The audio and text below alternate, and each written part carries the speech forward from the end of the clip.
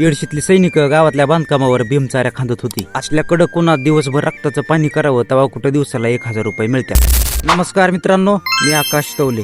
सैनिक भीमचाऱ्या खांदीत होती आणि इकडं आमचं भाऊ जांभळीच्या थंडगार सावलीखाली खुर्ची टाकून निवांत बसलेलं. तेवढ्यात माऊल्याचा फोन आलता, आपल्याला इडशीला जायचंय वडापाव खायला म्हणून.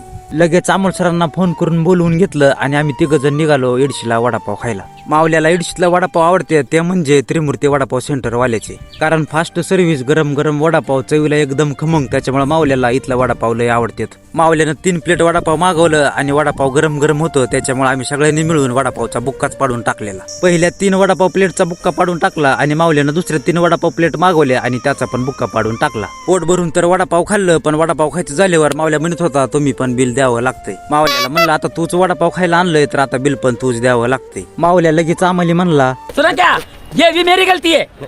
नहीं भाई मेरी गलती है. नहीं मेरी गलती है. नहीं बाबा नहीं, मेरी गलती है यार. शेवटी सगळं बिल मावल्यालाच द्यायला लावलं आणि इथून पुढे तो का आता आम्हाला वडापाव चारणार नाही. तिथून आम्ही घराकडे निघालो. तर आमच्यासारखं उन्हात लय फिरू नका, काळजी घ्या आणि आजच्या पार्ट मध्ये एवढंच. नंतर भेटूया पुढच्या पार्ट मध्ये. तोपर्यंत राम राम.